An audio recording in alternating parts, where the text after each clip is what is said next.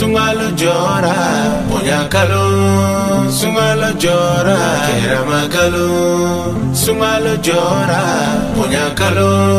Sungalo jora, Keramakalo, Silameu kakalo jora, Sungalo, Silameu kakalo jora, Keramakalo, Baraji chamami soro, Sungalo la, Jurumu chamami ya, Sungalo la, Nisungalo manase, Silameu. أعوذ بالله من الشيطان الرجيم بسم الله الرحمن الرحيم اللهم صل على سيدنا محمد وعلى آل سيدنا محمد وسلم تسليما أما فالسلام عليكم ورحمة الله تعالى وبركاته أفهم ميغا فلم ورم تبي جبراني كما بلا جلي فوق كدغو كاي كدغو ني نوفي الحمد لله أمني أو nga jaga nga fuldi an fa buyema kadغو ke buye kadغو ni buye fe kanyini ala fe ala ka buye ka fashana sagoy ala ka nena o bela jele ke an fa buye sagoy o ko fami shana mawlo zuriya bela jele fo kashrifu fo malikono ani maliko kan shana mawla wa kalandem shana mawla kono bago shana mawla tangana ko mo ma ami islame bela jele fo jien fantan nani bela jele fe keren ma o munu sokolendo mo godam tebe jabaran na sanga na wati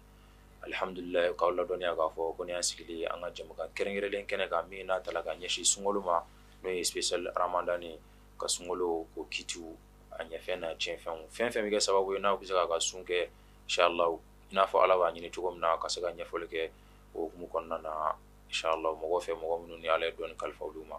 inshallah ananga dunan ba do bi no fe bi inshallah ale te mo godo ne alhamdulillah ustaz amara silla ale ban bulu korobi ana lebna baroke inshallah sunko kibala wala ya saga nya fol kawi na fambora ka ko tugo misisa donc ami na kuma dama folikam ba bulo ga nyashi awna aw ma wo folke ko fe am soro godo anga bisigi konna na inshallah yona nga foli ustaz amara ma mi bela jele fo mo bi demeta ko mo dam tv segara mi bela jele fo am kila ga nyina ala fe mi songolo mo ngono ala ga songolo tima ko ma ala go doga dine na aw bela jele ma ala ga ngabatu mine ala ga ina ngata wala inshallah ami fion fege songolo ko nana mana ala ga baraji dama ka ya fa ngajul mo bela jele ma sha Allah. Alaikum salam wa rahmatullahi ta'ala wa barakatuh. Inshallah. الحمد لله اللهم صل على سيدنا محمد وعلى آل سيدنا محمد وسلم بعد أن فللاسي مقدم تبي لاجي بقى كلين بلا جلم تمنين قو كاين الله تعالى في الإسلام بيجين رو ما دام أني بافو أشهد أن لا إله إلا الله وأشهد أن محمد رسول الله صلى الله عليه وسلم أنا سلامي أفولي أبي كرنجري نوي السلام عليكم ورحمة الله تعالى وبركاته أما إني الله تعالى في علاقة هرك عم بي علاقة سبب جمان كاني علاقة كسي سبب جوما جماناي علاقة باسك علاقة جمانا كنا ديم علاقة نيجي نيوم في علاقة كاني علاقة كعلاقة حرمة خصوصا صلى على محمد alhamdulillah rabbil alamin am balma ke no anga dunan boy mini a sebo kono ko ga sama bi inshallah special ramada ke na ka ko ka fuli minge ay ka dugo mu ngali kala de kam ge sama ji ga ko on be fa musorola nini ba ke sababu ya mina duanga bi sigi o wala ndaw ko nana inshallah am balma ga mara ni ngali folom mi am bolo ga nyashima odi ala ke me ga fem mon daga sumba ka toy fem me be nu daga lendo sumba ka toy aka pato ko nana inshallah no yesumi inshallah alhamdulillah rabbil alamin ala gani sababa be alhamdulillah yana me jabi do di wala folo sunyere alere muye ani ala mufala ala kira mufala sallallahu alaihi wasallam kasoro ga gani ngali ko jabi inshallah sunye wajibi di ma bela jelenga ni mamunu nubesi الله تعالى فاينا سورة البقرة قلنا بعد أعوذ بالله من الشيطان الرجيم يا أيها الذين آمنوا كتب عليكم الصيام كما كتب على الذين من قبلكم لعلكم تتقون أو مامون بي ناول لمن يالينو سون لمن يالي ما بتسيغا سون bon sun flene limaniya min be ma permettre ka kala o la Allah taala ya adresser mu'minun agone Allah taala sun kali wajibiya auka ina fanya wajibiya mauka chumin ka ko awnye boni suna muni beke ago la'allakum tattaqun a dɔrɔ na aw sunna a bɛ n'i tanga ka bɔ ala kota ma parce que n'i bɛ sunna hali n'a sɔrɔ n'i tun bɛ ala kota dɔ kɛ k'i to sunna a ka ca la i b'a fɔ ko n tɛna sɔn ka nin kɛ fo ni n tilala sunna a dɔw la n'i tilala sunna i bɛ tila ka maloya k'o kɛ ko n kana na n ka sun baraji tiɲɛ voilà donc o kosɔn Alahu taala ye sun da an ma a ko la'allakum tattaquna bon alakira fana ko sallallahu alayhi wa sallam a ko as-siyamu junnatun min an-nar ka junnati ahadikum min al-qital a ko sun min filɛ kɔtɛrɛ de don bamanankan na u b'a fɔ ko kɔtɛrɛ o kɔrɔ ye jumɛn ye kɔnturuku sinzan ko sun ye sinzan de ka don maa ni jahanama cɛ i n'a fɔ n'i bɛ kɛlɛkɛyɔrɔ la i bɛ kɔnturuku ta ka don i ni jugu cɛ cogo min kosɛbɛ o de don o ma Alahu taala a ye sun di an ma o de la o de kosɔn a ko kullu amali ibn adama lahu illa sawmahu fa innahu li wa ana ajizi bihi o kabakoba bɛ sun na munna parce que ko adamaden bɛ baara o baara kɛ i ka seli i ka hiji i ka jaga i ka wurudiw ko kuma na ko mɛlɛkɛw b'a baraji sɛbɛn a bɛɛ y'i ta ye ko fana bɔra i ka sun na ko fa innahu li o sun in bɛ kɛ ni ala de ye parce que n'i ye sun tigɛ e bɛ se k'i to seliji t'a la ji bɛ taa i kɔnɔ mɛlɛkɛ t'a dɔn mais i b'o to yen min kɛ ala kosɔn o ka di ala de b'o dɔn o kuma k'o de kosɔn ale ala de t'a dɔn wa ana ajizi bihi wa ne ala de b'a sara donc o kosɔn sun tɛ ko denni ye Alahu taala y'a d'an ma cogoya dɔw don ale ala yɛrɛ tɛ dumuni kɛ walasa an ka yɛrɛ ladege tile kɔnɔna la an ka dɔ sɔrɔ o baraji la inshallah o tun ye kuma ɲɛbila ye k'o lase sun ma yani an bɛ don an ka walanda kɔnɔ alhamdulillah i ye ɲininkali mun kɛ ko ma yubahu lisa'imi fi'luhu fɛn minnu bɛ yen nɔ n'o kɛli n'o dagalen bɛ sunbagatɔ ye a k'o kɛ fɛn caman bɛ alhamdulillah ni maa sunna olu dagalen b'i ye a dɔ ye jumɛn siwaku tula nahari donc ka i ɲi tereke ni gɛsɛ ye ka tile bɛɛ k'a kɔnɔ k'i ɲi tereke basi fosi t'a la min kanunen don kosɛbɛ o ye akhira nahari su tile laban yan fan n'o ye wula ye o de kanunen don kosɛbɛ ni tereke la n'i bɛ sunna parce que alakira sallallahu alayhi wa sallam a y'a fɔ ten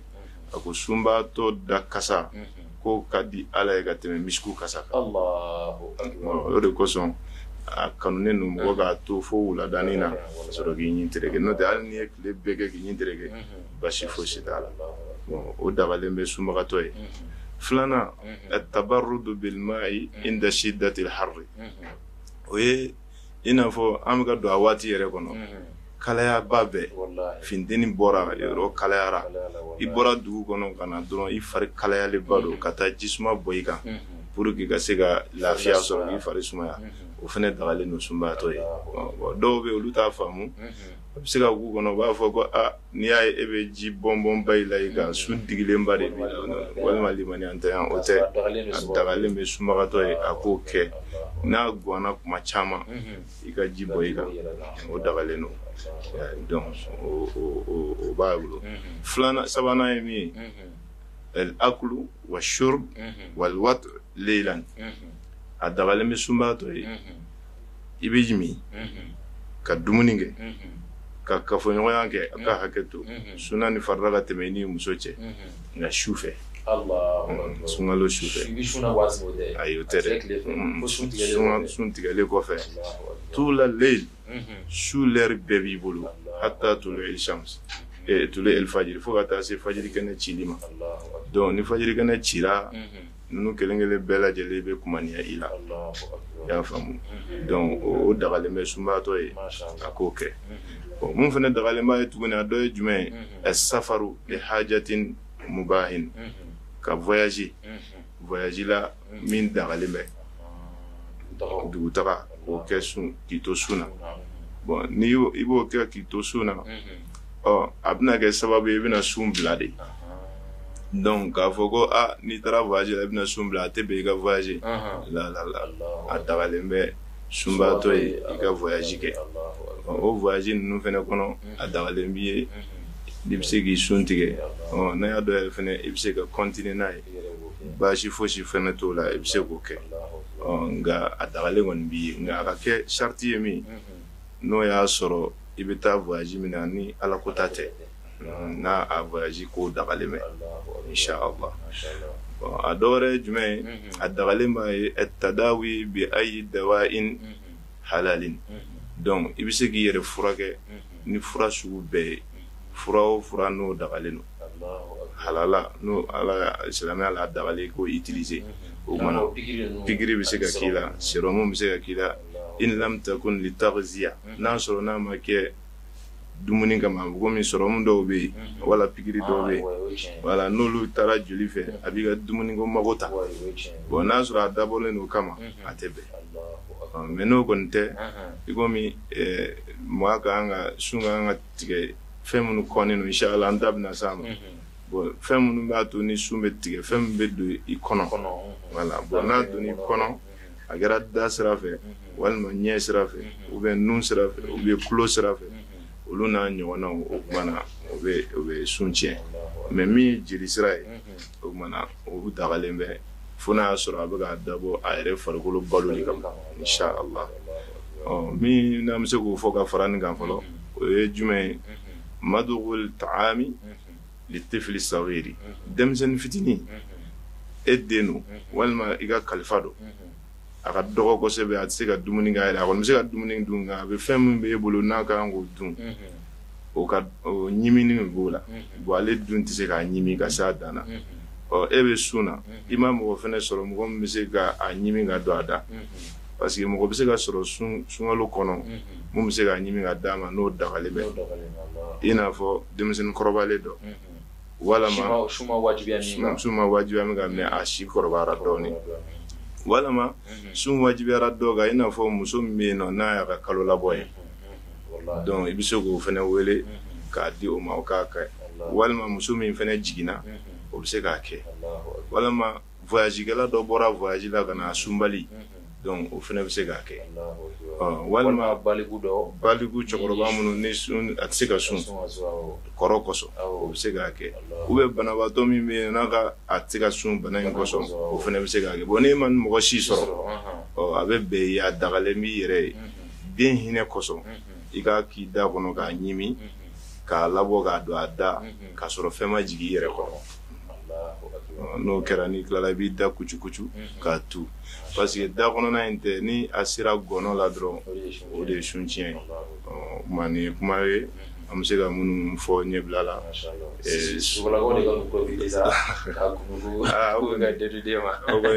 n'a kɔni sera gɔnɔ la dɔrɔn sun tigɛra i y'a dabɔ a kama o i m'a dabɔ a kama o a tigɛlen y'o ye ala ka ni sababa bɛ alhamdulillahi rabbil alamin an ka dunanba min bɛ an bolokɔrɔ bi ni Ustaz Amara Sila ye a bɔra ka walawalali min di sisan an ka bi walanda ɲininkali fɔlɔ la an b'a jigiya k'a fɔ aw ni aw an bɛɛ lajɛlen ye faamu sɔrɔ nin na n'olu ye fɛn minnu jumɛn bɛ yen n'olu dagalen don subagatɔ ye a bɔra k'a da don o la sisan ka walawalali kɛ o la o kɔfɛ ɲininkali filanan b'an bolo an ka bi walanda kɔnɔna na Ustaz Amara o de ye fɛn minnu dagalen don an y'olu fɔ bon sun fana kɔnɔna na fɛn dɔw bɛ minnu kɔnnen don ni dagalenw fɔra kɔnniw ye jumɛn ye sisan yaasa sunbatɔ bɛ se k'i yɛrɛ kɔlɔsi ka bɔ o ma alhamdulillahi rabbil alamin ala ka ni sababa bɛ i y'a fɔ cogo min ni fɛn min dagalen don sunbatɔ ye i bɛ taa sɔrɔ fɛn dɔ fɛnɛ kɔnnen don a k'o kɛ o fɛn minnu kɔnnen an bɛ se k'an da don dɔw la k'o lase an balimaw ma ala ka ni sababa bɛ o dɔ ye jumɛn ye al-mubalaghatu fil madmada wal istinshaq ni maa bɛ sun na sisan tuma dɔw la i b'a sɔrɔ sun bɛ gɛlɛya dawolo bɛ ja mais i bɛ seliji ta minnu kɛ i kana i da kucu kojugu k'a caya i n'a fɔ da kucu tɔ ka i da fa ji la n'i y'o kɛ tuma dɔ la ji bɛ koro i da kɔnɔ n'i ko i b'a kucu dɔrɔn dɔ bɛ taa donc fɛn o fɛn bɛ na n'o ye o kɔnnen don walima ka ji foro nun na kojugu o kɔnnen don walima k'a kɛli caya o fɛnɛ kɔnnen don bon o de kosɔn alakira ko sallallahu alaihi wasallam a ko baligh fil istinshaq illa an takuna sa'iman a ko hey sahaba ma i bɛ se ka n'i bɛ seliji ta kɛ i i bɛ ji don i nun kɔnɔ kosɛbɛ fo i kunkolo zɛmɛ k'a faamu ko ji donna n'i bɛ da kucukucu fana i b'a kɛ ten kosɛbɛ ko fo n'o y'a sɔrɔ i bɛ sun na n'i bɛ sun na i bɛ dan tigɛ a la i b'a dan fitinin k'a don i nun na dɔɔnin dɔrɔn hali n'a ma taa ɲɛfɛ kɔnɔna in k'a sɔrɔ dɔrɔn i b'a fiyɛ ka bɔ da kɔnɔna fana i ka fitinin k'i da la dɔrɔn k'a kucukucu k'a labɔ i k'i hakili to a kucukucutɔ dɔ kana jigin i kɔnɔ bon ne dɔ jigin a caya dɔrɔn o kɔnnen don min fana kɔnnen don tuguni al-qubla i yɛrɛ furumuso a dabalen don i yɛrɛ nka sun waati la k'i mabɔ a la i kana sunbu sunbuli ye jumɛn ye embrasseli i yɛrɛ furumuso de ko don dɛ k'i kana o sunbu i k'o to yen voilà parce que a bɛ se ka na ni fɛn dɔ i la mun bɛna i su ka bila ko dɔ kɛli la bon o kosɔn fɛn o fɛn b'i bila ka taa sun tiɲɛni na o kɛli kɔnnen don i ma o de ye fɛn kɔnnen ye o fɛn kɔnnen don awɔ mais i kɔlɔsi a la a fɛn dɔw bɛ yen olu bɛ sun tiɲɛ an ma s'o ma fɔlɔ nka dɔw bɛ yen nɔ olu kɔnnen de don voilà bon a dɔ ye jumɛn ye idamatu nazar bi shahawati ila zawja a dɔ ye jumɛn ye i furumuso e bɛ k'i furumuso lajɛ fiyewu k'a lajɛ fiyewu f'a nege bɛna don i la k'i to sun na o kɔnnen don o kɔsɔn a bɛ ɲini cɛw fɛ sunkalo n'a ɲɔgɔn na hali ni sunkalo yɛrɛ tɛ cɛ ta yɔrɔ tɛ gabuguda ye i kana to ka sigi gabuguda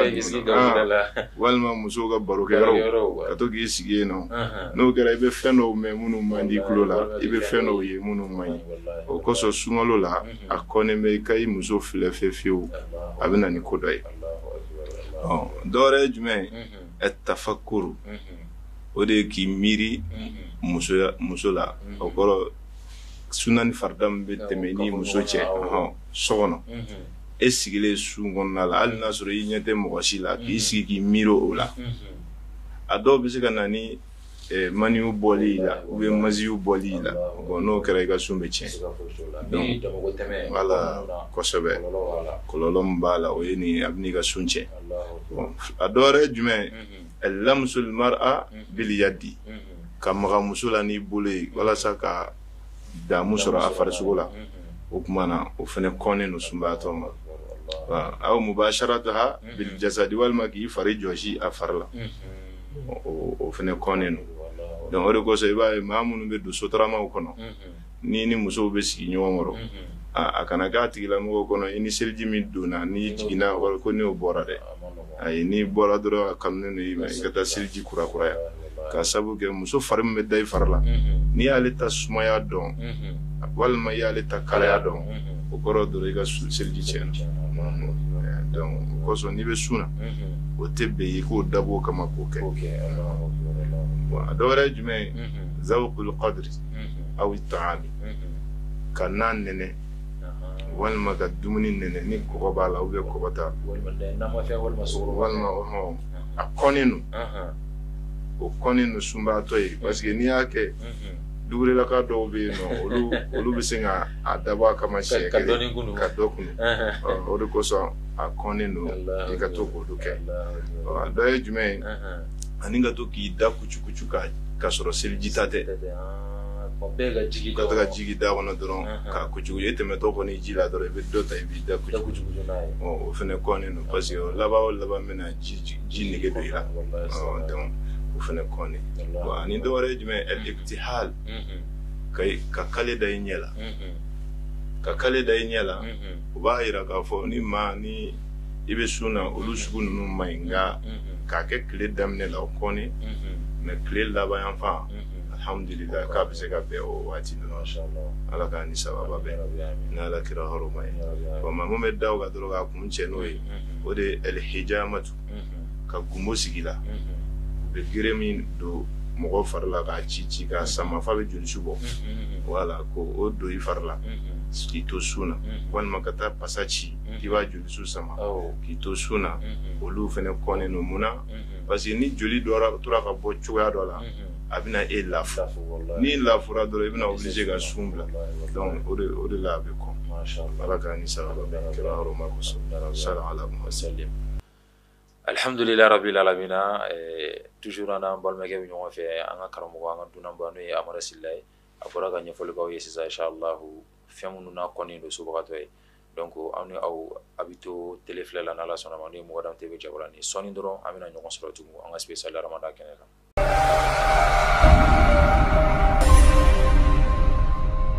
A ka di aw minnu ye ka Mugadam TV filɛ aw ka telew la sanga n'a ka waati ka sabu kɛ u ka jamuka dumanw ye ani yaasa ka se ka ɲɔrɔn sirifikɛ bu ye k'o ye ka fɛrɛ a ma lafiya ani damu kɔnɔna na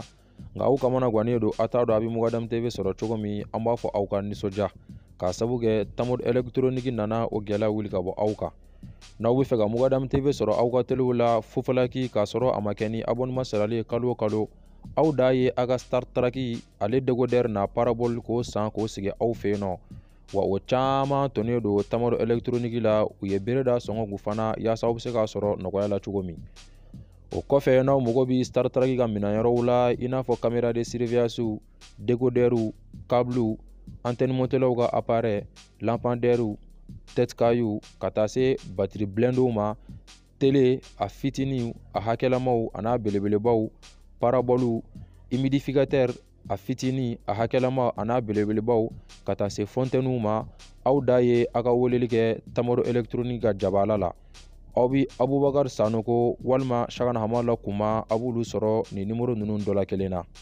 tamaro électronique u ka jabala bi suguba kɔnɔna na immeuble Modibo Keyita la boutique numéro 15 tamaro électronique i jɔra anw jigi kɔrɔ.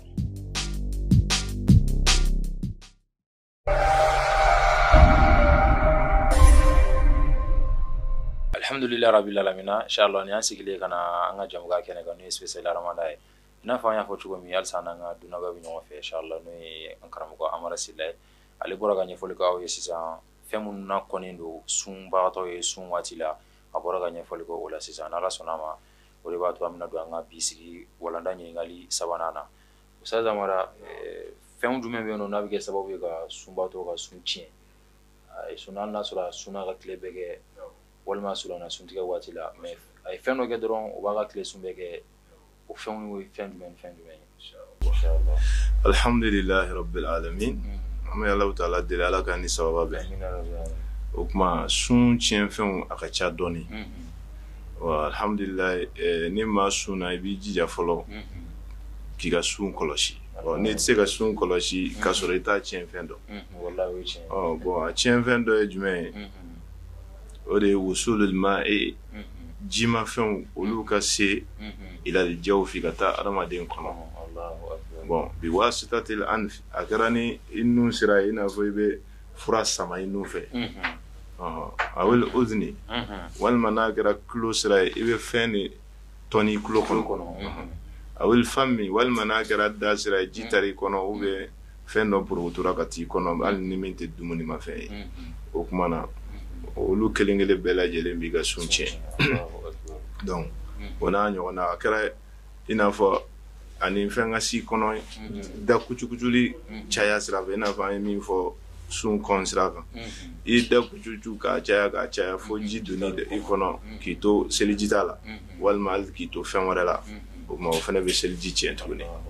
bon a fɔra i ɲɛna fɛnɛ mɔgɔ min kɔnnen don n'o ye ka muso k'i miiri a la kosɛbɛ bon o bɛna ni fɛn min ye n'o ye khurujul mani lawa ka bɔ i la ni lawa bɔra i la k'i to sun na dɔrɔn sun tiɲɛna tuguni bon a dɔ fana ye jumɛn ye al istiqa amdan k'i tugu k'i yɛrɛ la fɔɔnɔ k'a dabɔ a kama k'i tɛgɛ don i gɔnɔ la k'i yɛrɛ fɔɔnɔ o ma ala kɛra kuma n'u ka sallallahu alaihi wasallam a ko man istaqa amdan falyaqdi a ko ni maa min y'i yɛrɛ tugu k'i la fɔɔnɔ o kumana ko a bɛ wajibiya i kan i k'a sun juru sa bon fɔɔnɔ bɛ se ka na maa la sɔrɔ i m'a dabɔ a kama bon n'o sugu kɛra a bɛ lajɛ tuguni fɔɔnɔ min nan'i la yala a tɔ ma segin kɔnɔ n'a tɔ ma segin kɔnɔ dɔrɔn o kumana sun ka ɲi mais ni dɔ segin'i kɔnɔ sun tiɲɛna tuguni a dɔ ye jumɛn ye al aklu wa shurb wal wati fi halil ikrahi alayhi ni ma yi wajibiya sisan k'i ka dumuni kɛ ala k'an kisi mɔgɔ dɔ y'i minɛ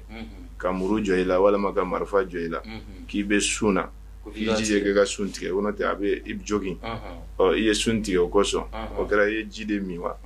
walima i ye dumuni de kɛ wa walima i ye wajibiya k'i bila i furumuso de la wa i mana o fɛn o fɛn kɛ fɛnɛ sun tiɲɛna tuguni bon o dɔ ye jumɛn ye tuguni maa min fɛnɛ ale ye dumuni kɛ walima a y'a min ou bien a sera a muso ma mais ale tun kɔnɔ ko su tɔ bɛ yen halisa sunkalo sufɛla la k'a sɔrɔ kɛnɛ dugu jɛlen don donc n'a o dɔnna dɔrɔn a ka sun tiɲɛna tuguni walima tuguni a y'a min walima a ye dumuni kɛ ou bien a sera a muso ma a kɛra kɔnɔ ko an donna su la déjà k'a sɔrɔ ja tile ma bi fɔlɔ ma se fɔlɔ donc sun tiɲɛna tuguni y'a ye parce que sun filɛ nin ye ala y'a fɔ a ɲɛna ko atimu siyama ila leyl k'a ye sun dafa fo ka taa se sufɛla ma wa alakira sallallahu alaihi wasallam sahabaw y'a lakale ko alakira ma deli ka fitiri seli n'u ye fɔlɔ k'a to sun na ka sɔrɔ a ma sun tigɛ donc o b'a yira ni tile binna yanni fitiri bɛ seli sun bɛ tigɛ bon hali n'i ma fɛn dun madama ni su donna dɔrɔn i bɔlen sun na d'accord o mana sun bɛ tiɲɛ ni olu fɛn ninnu fɛnɛ ɲɔgɔn dɔ ye walima i y'i min ka dumuni kɛ i ɲinɛnen de y'a kɛ i n'a fɔ sunkalo daminɛ a bɛ maa caman sɔrɔ sun bɛ daminɛ dɔrɔn u bɛ ɲɛnɛ ka kosɛbɛ walima ka fɛn dɔ san k'a dun kosɛbɛ donc n'o kɛra i la i ka sun tiɲɛna maa caman b'a fɔ ko ala y'i la dumuni ko a y'i lamin o hadisaw bɛ yen nka nin ye min ye surtout alimami maliki ka taasira in na a y'a yira k'a fɔ k'i tɛ sun na dɛ mais wajibi don i b'i yɛrɛ minɛ o tile tɔ la donc ni sunkalo banna i b'a tile kelen sara o y'o sira ye bon walima fɛn min fɛnɛ bɛ sun tiɲɛ tuguni e yɛrɛ man ŋaniya siri voilà parce que wayubayit biniyati sawmi i bɛ si ni sun ŋaniya de sufɛ i b'a ŋaniya siri walima fajiri ka kɔ fajiri kɛnɛ cili ɲɛ i bɛ ŋaniya siri k'a fɔ n bɛna sun sini n'i bɛ to ka don o don n'i bɛ min sun i b'o ŋaniya siri bon n'i bɛ ɲina a dagalen bɛ fɛnɛ i bɛ se ka sun minnu bɛ tugu ɲɔgɔn na i bɛ se k'olu bɛɛ ŋaniya siri su kelen na dɔrɔn k'a sun kɛ fo n'o y'a sɔrɔ ni darula dɔ nana n'i ka sun tigɛra ka bɔ ɲɔgɔn na donc n'i bɛna daminɛ kura ye tuguni i bɛ sɔrɔ ka ŋaniya in siri kura ye tuguni o tuma o ye sun fɛnɛ tiɲɛ sira fɛn dɔ ye bon a dɔ wɛrɛ ye jumɛn ye fɛn o fɛn mana s'i kɔnɔ a kɛra dumuni ye o a kɛra minfɛn o i n'a fɔ hali i ye sanu bila i da walima i ye jamakisɛ bila i da a porokotora ka taa i kɔnɔ yɔrɔ o tɛ dumuni ye walima gari b'i da kɔnɔ dɔrɔn a porokotora ka t'i kɔnɔ o kumana olu kelen o kelen o fɛnɛ bɛɛ bɛ sun tiɲɛ i n'a fɔ Abdulayi ibn Abbas ka hadisa la cogoya min na ale y'a lakale k'a fɔ ko fɛn mun ye sun ye min ye a ko innama sawmu k'i ka dɔn sun yɛrɛ ye min ye wusulu lima dakhala fɛn minnu donn'i kɔnɔ o de bɛ sun tiɲɛ wa laysa lima kharaja nka sa fɛn minnu bɛ bɔ o tɛ sun tiɲɛ i n'a fɔ dajiw kariw n'a ɲɔgɔn joli ka bɔ i la o tɛ sun tiɲɛ parce que i b'a ye ni joli bɔra maa caman na o bɛ siran est ce que k'a tɛ fɛn kɛ n ka sun na wa n'i bɛ sun yɛrɛ la hali i bɛ se ka jeli di mɔgɔ ma banabaatɔ ma i bɛ se ka ti joli di u b'a bɔ k'a di banabaatɔ ma o tɛ baasi fosi kɛ ala k'an ni sababa bɛn donc ani mun fɛnɛ bɛ a sun tiɲɛ tuguni a ridatu ka muruti ka bɔ diinɛ la ala k'an kisi a ma e bɛ silamɛya la maa dɔw ye kuma dɔw fɔ i ma o y'i tɔɔrɔ ko n'o de don wa ne yɛrɛ bɔra silamɛya la i murutira i murutili mun kɛra i ka sun tiɲɛna bon seliji min fɛnɛ b'i la tuguni o fɛnɛ tiɲɛna o de kosɔn Alahu taala fɔ ko la in ashrakta la yahbatanna amaluka n'i ye fɛn fara ni ala ka dɔrɔn i ka baara kelen bɛɛ tiɲɛna donc o kɔrɔ ale ye sun minnu kɛ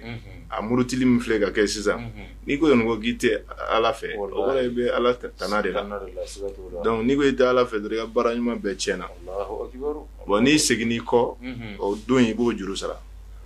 donc o kɔrɔ i seginna ka na silamɛya la tuguni donc ni sunkalo banna i ye don min hakɛ bila i b'o juru sara mais kɛfara b'o la bon sisan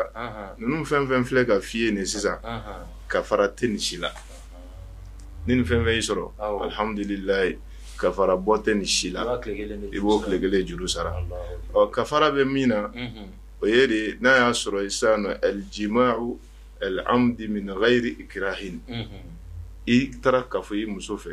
i y'a dabɔ a kama k'a sɔrɔ maa m'i wajibiya la foyi e yɛrɛ de y'a dabɔ a kama ka taa s'a ma sunkalo tilegan fɛ a banna o mana n'i b'o don juru sara i b'o den kelen juru sara ka tila ka kafara bɔ bon walama al-aklu wa shurbu bila uzrin mubih i ye dumuni kɛ walima i y'i min k'a sɔrɔ lujura foyi tɛ sariya ye min daga i b'i min i n'a fɔ ni sunkalo sera i bɛ jeune caman ye bɔlɔn kɔnɔ a dɔw bɛ te sigi u b'a min dɔw bɛ dumuniw san u b'a dun voilà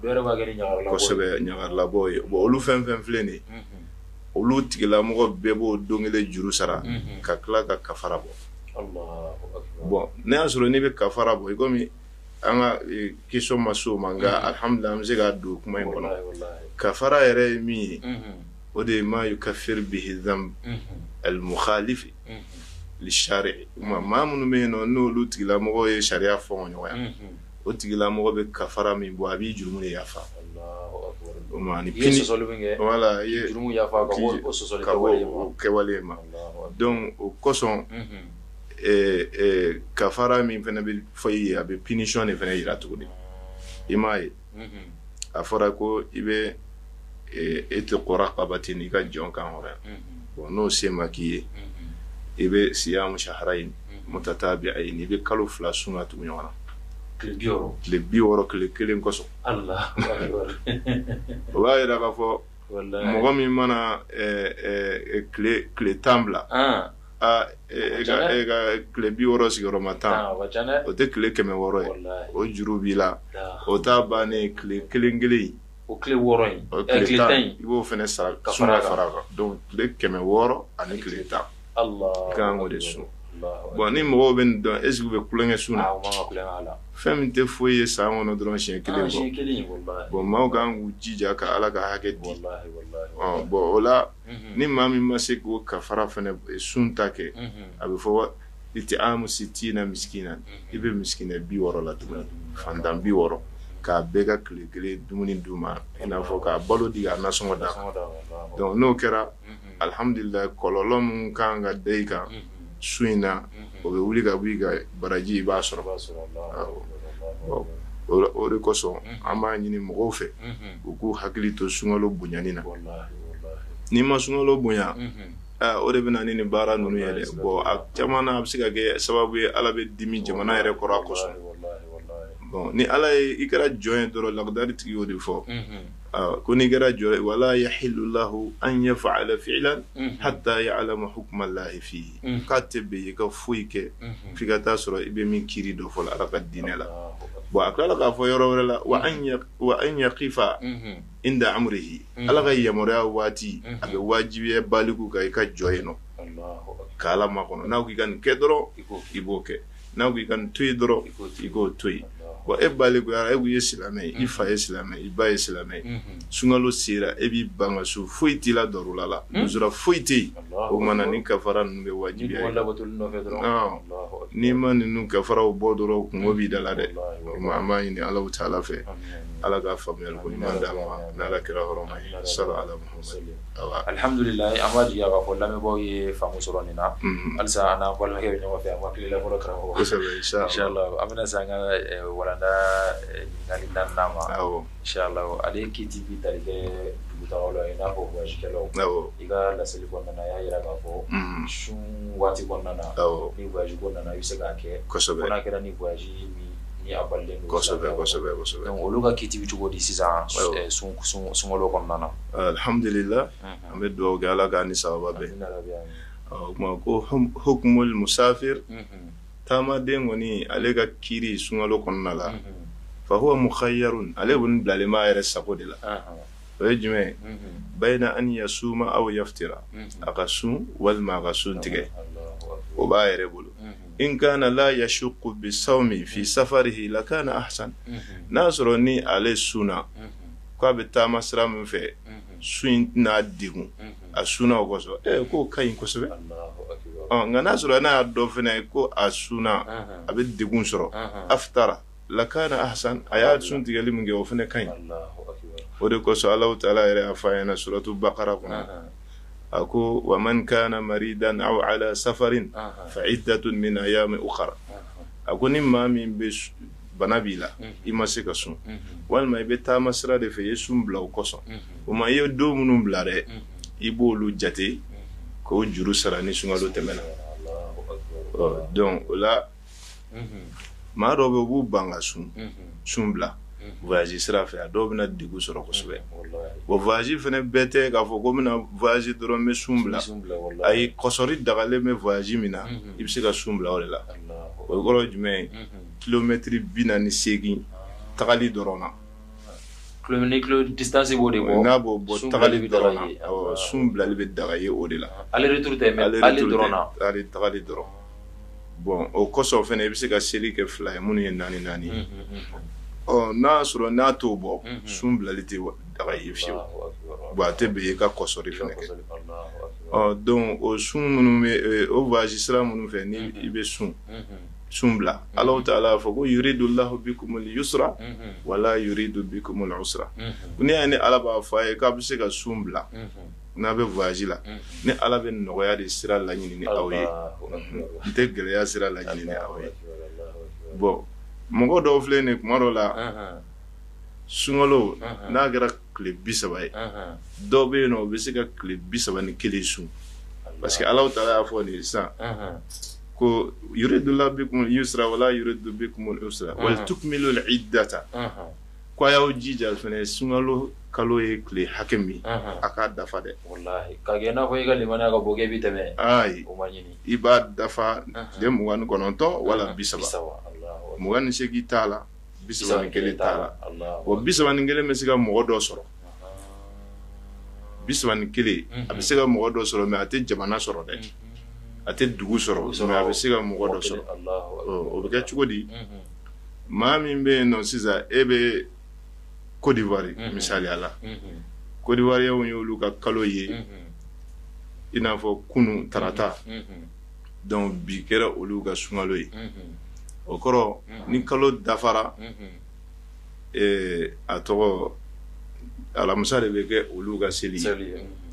parce que o la ni a tɔgɔ juma de bɛ k'olu ka seli ye ni kalo dafara juma bɛ k'olu ka seli ye bon e tora Côte d'Ivoire yen nɔ i ye sun daminɛ bon e tilala ka na Mali kɔnɔ yanni sunkalo bɛ ban e nana sɔrɔ maliyɛnw y'u ka kalo ye araba de k'a dugu jɛ alamisa la donc ni kalo dafara sibiri de bɛ kɛ olu ka seli ye donc a bɛ wajibiya e kan sisan i ka baara kɛ ni Mali ta ye ni seli kɔni b'i sɔrɔ yan i bɛ u ka 30 dafa a y'a sɔrɔ e dɔ kɛ ka k'olu ɲɛ donc e ta bɛ kɛ 31 ye o de kosɔn mɔgɔ kan ka min ɲɛɲini kosɛbɛ o de kosɔn sariya la a b'a fɔ ko al-ibra hina idhin yu'tabaru bil baladil muntaqal ilayhi lal muntaqilu minhu o mana tasi bɛ minɛ ni mun ye sisan nin yɔrɔ la i taara dugu min na o de bɛ jate mais i bɔra dugu min na o tɛ jate donc o kosɔn taamadenw u kan k'u ninnu yɔrɔ ninnu sɛgɛsɛgɛ kosɛbɛ an b'a ɲini Alahu Taala fɛ Ala k'a faamuyali ko ɲuman d'an ma Alahu Taala ye nɔgɔya k'an ye kosɛbɛ mais an yɛrɛ de b'an yɛrɛ degun bon n'i bɛ se ka taa sun fɛnɛ Ala y'o fɛnɛ fɔ wa an tasumu khayrun lakum ko nka a ka sun ko de y'aw ma hɛrɛ ka tɛmɛ sunbaliya kan awɔ ne ye nɔgɔya d'aw ye nka n'a y'aw yɛrɛ ta nɔgɔyaba in fɛ a dɔw la fɛnɛ sun a bɛ tila ka k'aw ye degun ye e mana dɔw bɛ yen nɔ n'u sɔmina o kuma bɛɛ u bɛ voyage kere sun ɲɛsiranya kosɔn ni sunkalo yɛrɛ banna i bɛ taa sɔrɔ a dɔw bɛ yen u yɛrɛ ka to k'o juru fɛnɛ sara o ye baara ye sunkalo yɛrɛ bɛ se k'a sɔrɔ o ma sara bon o de kosɔn Ala ko an tasumu khayrun lakum aw ka sun o de ka fisa hali ni bɛ voyage cɛ dɔw bɛ Ala bolo maa dɔw bɛ Ala bolo n'u bɛ voyage u t'u ka sun bila u b'a kɛ parce que ni an ye mun fɔ kuma daminɛ la n'i yɛrɛ y'a dɔn i farikolo bɛ s'a kɔrɔ dɔrɔn a sun Ala m'o bali bon k'a bila fɛnɛ ala m'o bali i b'i yɛrɛ sago de la o yɔrɔ la an b'a ɲini Alahu Taala fɛ ala k'a faamuyali ko ɲuman ala k'o d'an ma kira hɔrɔma kosɔn sala ala Muhammad alhamdulillah rabbil alamin an b'a jigiya k'a fɔ ni walawalali nafamaba ninnu ani ni ɲɛfɔli nafamaba ninnu minnu bɛ tali kɛ ka ɲɛsin sun ma ani sun kɛbagaw ma n'o ye alisilamɛw ye bɛɛ bɛ ka faamu sɔrɔ nin na aw ni anw sɔnna an bɛ ɲɔgɔn sɔrɔ tugun an ka spécial Ramadan kɛnɛ kan n'an balimakɛ bɛ ɲɔgɔn fɛ an ka karamɔgɔ Amara Sila inshallah aw k'an bɛɛ sɔni.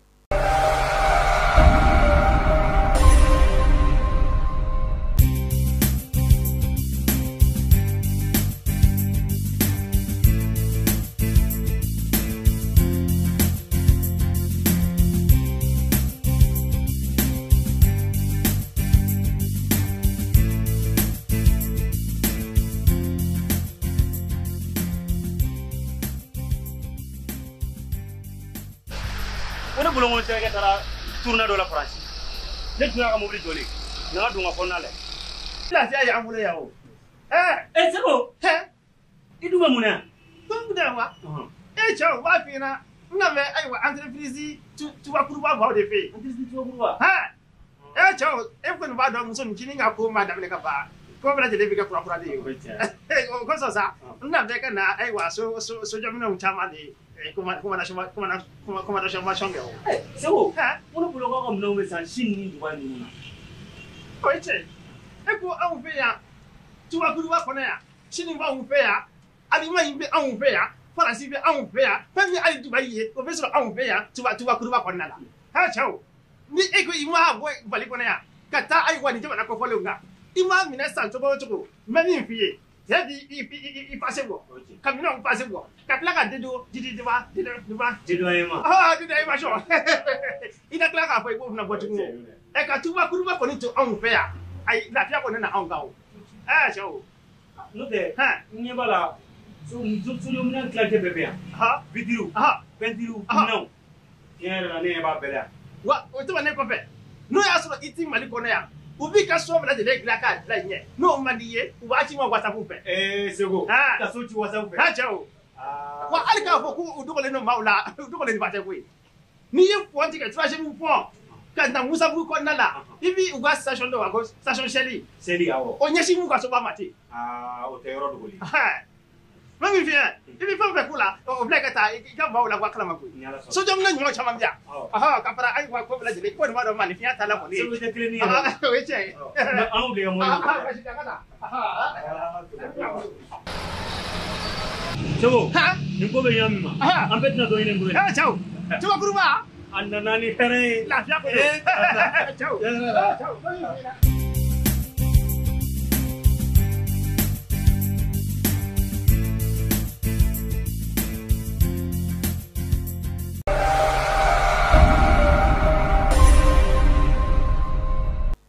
alhamdulillah rabbil alamin anu aw am ñogo mbolo inshallah anga jamuka ken kirele ken ga nu spécial ramadan ni ama ñine ala fe ala ga sibu sungolo tima ko ñuma di ambela jelema ka ñine ala fe alay ma sungolo gira mo mo na ñine ala ga me ga saraka tuma anu aw wala ga sungolo chama irana tiba ko ya ko so alsana bon la ga ñogo fe ne usaz amara inshallah amina si anga bi walanda o ñini ngal lawama o de usaz amara inshallah ni jate minege aramade kenya be chogomi bana fana bite wa bana do be bana kunda la jamte absegi mine wati dara mo ko nana ne trento make abi no ya bo o kiti bi chogodi sungolo wati ani bana munum be no ani bana kunda la jamdo jigita ka ko ga be no ya donc olu fana kiti bi chogodi sungolo ko nana alhamdulillah rabbil alamin zadrami do ke ala ga afamel ko nyuma dama sunko akuma ka cha doni ni sungalo jora ma chama be munu be boli sunye chama meta fo docteur ye ku laje na so lu se ka sun ay ire de ba laje parce que ala kira ko sallallahu alaihi wasallam ko sumu tasihu akwa sun abe kenya wallahi munakira en fo ko sun abe kenya docteur be du ko loka a shite adama den don ateme ala kira ko sallallahu alaihi wasallam bana chama me kira kuma nuga ako aslu kullu maradin barda ako bana o bana be adama dena ka bela jelil lasili kibo dowa ko de ka dumuni dɔ dun alo ma yɛlɛma fɔlɔ ka dɔwɛrɛ ye do kan ko o de bɛ maa bana kosɛbɛ ni den y'a jateminɛ an ka société yɛrɛ cogoya la i bɛ daraka dun so kɔnɔ ka bɔ i bɛ taa bitigi la walima i bɛ taa biro la i bɛ se dɔrɔn sanusitigi bɛ na o bɛ minɛ k'o dun sɔɔni dɔrɔn i bɛ tila o la dɔrɔn a tɔgɔ seritigi o fana bɛ na i b'o minɛ k'o min n'o taara dɔrɔn tilela mana na i bɛ sokɔnɔna tilela dun zamɛtigi bɛ na tugun i b'o dɔ san n'o jɛgɛ kɛnɛ k'o fana dun minfɛnw bɛ ka min i tatɔ wula fɛ dɛgɛtigi bɛ na i bɛ salati san ka taa so i bɛ surafana dun ka salati dilan k'o dun a ka ca la e kɔnɔbara a tɛ se ka fɛn ninnu wala a tɛ se ka yɛlɛma bon n'i ye temps di a ma ne ye min dun n'o mɛnna k'o yɛlɛma k'o bɔ pewu i bɛ sɔrɔ ka dɔwɛrɛ dun Seydina Ali y'o de fɔ ko Ala kɛra o de fɔ olu ye ko nahanu qawmun la na'kul fa idha akalna la nashba a ko anw ye maa minnu ye an tɛ dumuni kɛ waati bɛɛ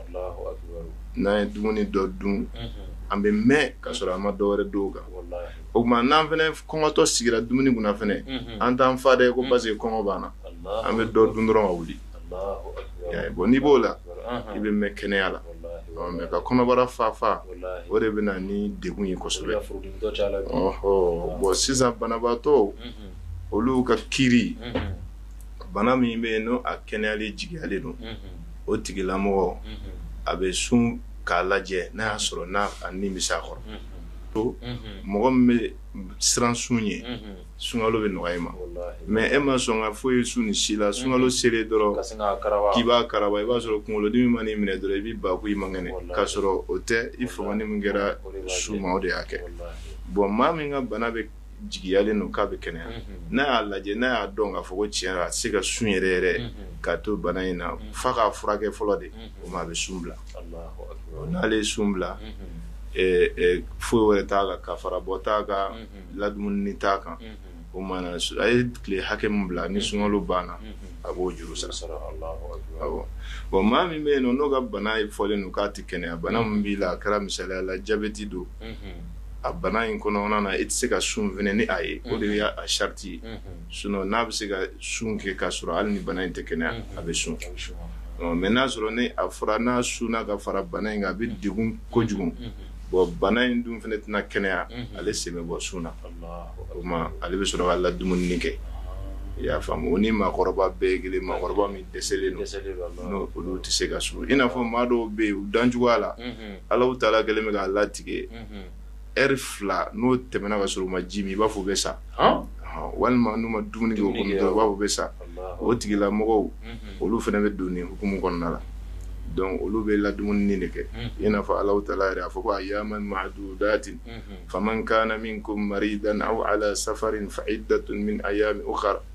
a ko n'a sɔrɔ ko sunkalo don a dɔnnen don tile 29 walima 30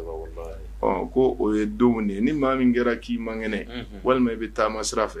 i ye sun bila o kɔsɔn k'o tuma na ko i ye don minnu bila i b'o jate ni sunkalo banna i b'a sara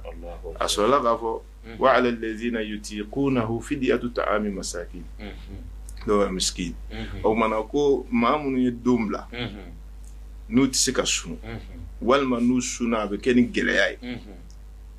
gɛlɛya min fanga ka bon kosɛbɛ n'olu ye sun bila o tuma na juru sara min bɛ k'olu kan olu bɛ juru sara in to yen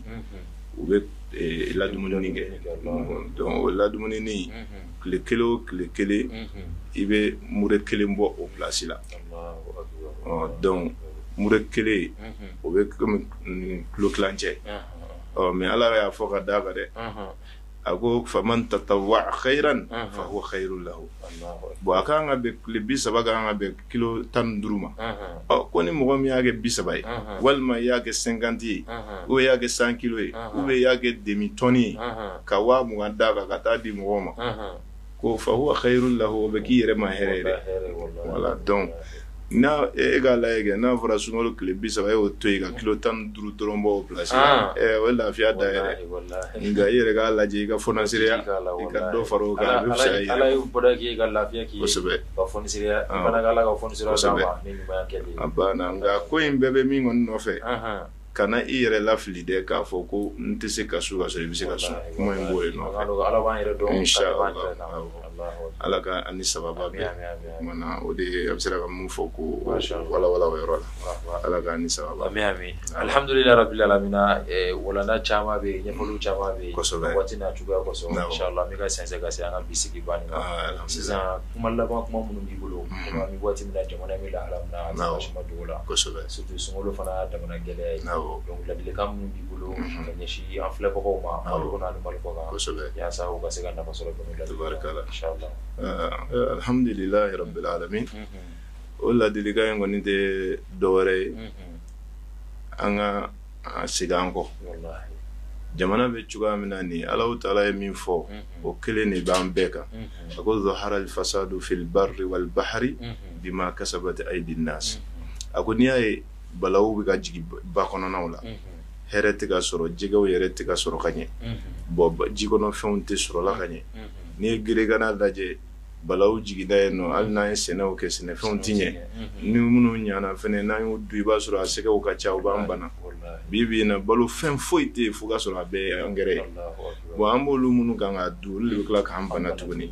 no bana tuguni an yere dama be ga nyogon faga am ga nyogon bone nyogon ni na am ga nyogon bolo fen dragi ko foye ma samare an yere ga ala kota Allah o kololodo Allah ambe kota munu na tonyoni ga cha jamana ko wallahi jenaya ga cha kono shweni ga cha kono mafa ga cha kono glomi ga cha kono don la nyona munu be nan tubira ka bwala Allah taala be bosira de Allah to len gonna la amba damne na an sigina go wallahi Allah taala be bosira di mali umma mali ni jamana foyi tikile mayni Allah taala fe ala ka nafa amin rabbi no ode ka la dilika mi am siga min nasi ana fleba bema ka damne mali kono fo mali koka ka nyina Allah taala fe ala ka la sigi nyuma na bema no bana inshallah antena sega wuli na ma foli la se kerengere ala anfa ananga sheikhuma ne Muhammad wul sheikhana maulawi amed do ke ala ka nyeme ala abi joda mina jamana ngono beba do donc ni agwana bebi nyeshiro mare yana ga gwa be nyeshiro ka ga yini donc wala amed do kale mashallah ala ka nyeme ala na la nyeme ala ayre sagoya mi ama fo chuga mina ala ga ke shane sagoyi wallahi o sagoya ine ala go no yayi amin ala go no yayi na la kira horomai qur'an lazim barakai sallallahu ala muhammad sallallahu alhamdulillah rabbil alamin watina chuga do snoni bodo duma boya ti fa wele ga wakina inshallah nga ankara mo do na la sona ma du to nyoma fe jabu kan yoro kene ga inshallah ke special ramanda dede bina ke kunchel ke anga bi sigila special ramanda bu mu konnana kadu ko ga du nyino fe Allah sona ma inshallah anga to nyoma bolo mo ram tv jabaran ka inshallah atna famani baru dumanu ma anani baru dumanu ma fukata se sungolo ban ma inshallah ami du ko ga du nyino fe mo bi mo ram tv deme mana ke deme nasko ala kana bela jeli sara aka barang mana inshallah mi teleso nyamo so bela jeli fo kerengera ma cameraman mu ma filmer no ga sababu abu jandu soro ambu fo date folina kadu ko no fe wala sama fo assalamu alaikum wa rahmatullahi ta'ala wa barakatuh sungalo jora punyakalo sungalo jora keramagalo sungalo jora punyakalo sungalo jora keramagalo silameu kakalo jora sungalo silameu kakalo jora keramagalo baraji chama mi soro sungalo la jurumu chama mi ya sungalo la ni sungalo manase silameu